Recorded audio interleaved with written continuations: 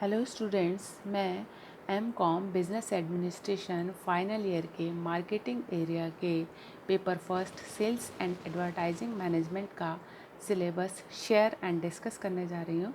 यह syllabus MLSU university Udaipur की website से लिया गया है, उसी को मैं यहाँ शेयर एंड डिस्कस करने जा रही हूँ। इस सिलेबस में टोटल 5 यूनिट्स हैं। पहली यूनिट का टाइटल है सेल्स ऑर्गेनाइजेशन, जिसमें हम सेल्स ऑर्गेनाइजेशन के पर्पस, उनकी बेसिक टाइप्स और उनके स्ट्रक्चर और उनके सेल्स मैनेजर की क्वालिटीज़ और फंक्शंस के बारे में जानेंगे। तो सेल्स ऑर्गेनाइजेशन क्या होता है, यह जानने से पहले हम यह जानेंगे कि ऑर्गेनाइजेशन क्या होता है।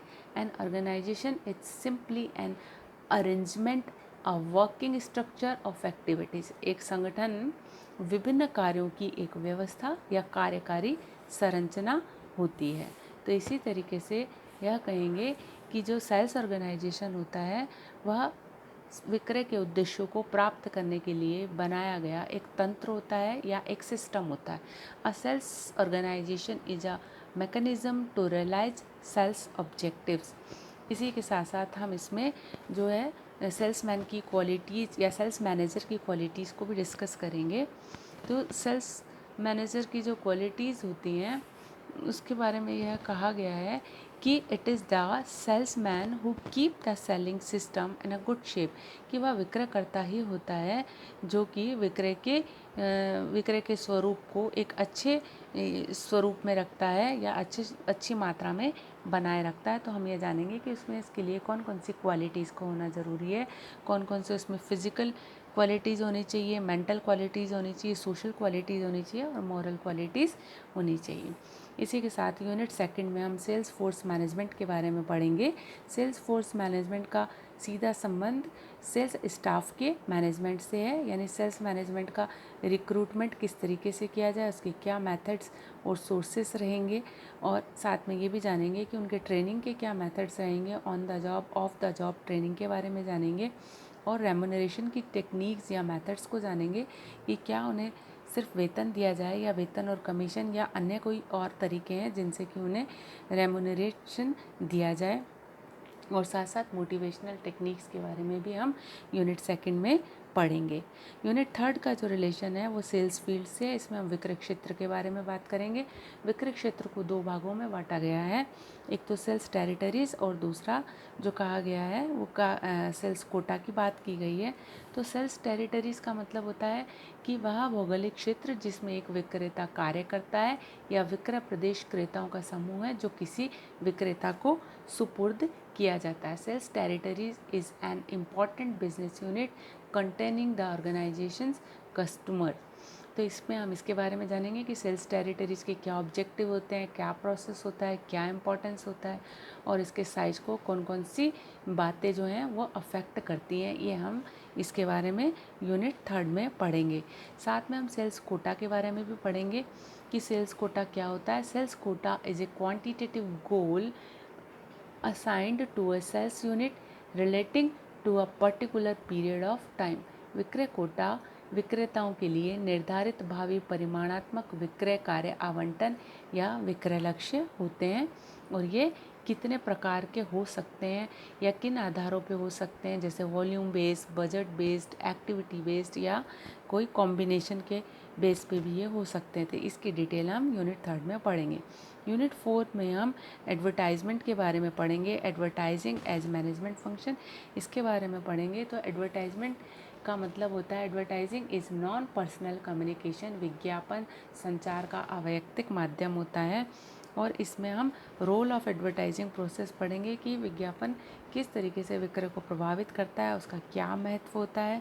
साथ ही साथ हम ये भी पढ़ेंगे कि कंज्यूमर ओरिएंटेशन इन एडवर्टाइजिंग का कॉन्सेप्ट क्या है, क्या बातें इंक्लूडेड होती हैं, जबकि हम विज्ञापन को कंज्यूमर ओरिएंटेड कहते हैं। ओरिएंटेशन होता है बेसिकली कस्टमर को ध्यान में रखते हुए, कस्टमर सेटिस्फेक्शन को मेन इशू मानते हुए जब एडवर्टीज़मेंट किया जाता है, जब वो कंज्यूमर के सेटिस्फेक्शन से ओतप्रोत होता है तो उसको हम कंज्यूमर ओरिएंटेड एडवर्टाइजिंग कहते हैं। इसके पक्ष और विपक्ष पे भी हम डिस्कशन करेंगे।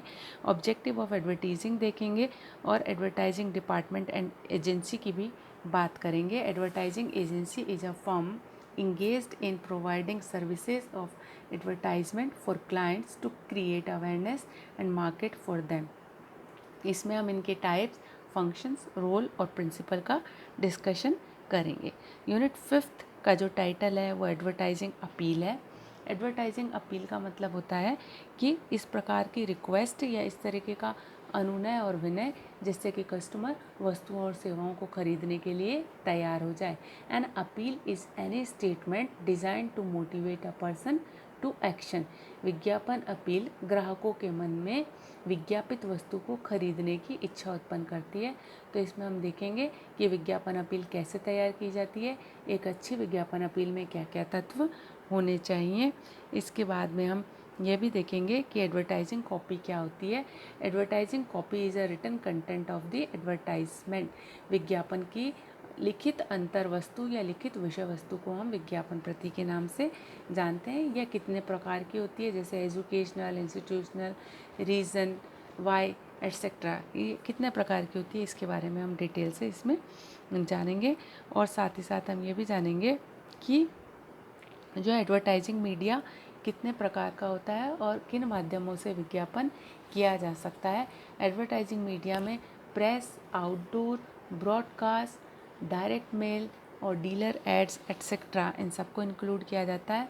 फाइनली हम ये जानेंगे कि किस तरीके से जो है इस मीडिया का सिलेक्शन करते समय कौन कौन सी बातों को हमें ध्यान में रखना चाहिए, जैसे कि हमारे जो विज्ञापन का है वो उद्देश्य क्या है, हमारे प्रोडक्ट का नेचर क्या है, और इन सारी बातों को ध्यान में रखते हुए या और भी क्या क्या बातें होती हैं जैसे कॉस्ट है, तो इन सारी बातों को ध्यान में रखते हुए कौन सा मीडिया इफ़ेक्टिव रहेगा, इन सब के बारे में हम डिटेल से जो है सिलेक्शन ऑफ मीडिया टाइटल में पढ़ेंगे कि इसको क्या क्या फैक्टर्स अफेक्ट करते हैं। तो इस तरीके से हमने जाना कि सेल्स एंड एडवर्टाइजिंग मैनेजमेंट के जो सिलेबस है उसके 5 यूनिट्स में क्या क्या कंटेंट इंक्लूड है, ग्रेजुअली हम इनको पढ़ते चले जाएंगे। तो आज के लिए इतना कि हम जान सके कि इसके सिलेबस में क्या क्या चीज़ें इंक्लूडेड है। फर्दर क्लास में हम इसको यूनिट 1 से सेल्स ऑर्गेनाइजेशन से शुरू करेंगे। Thank you.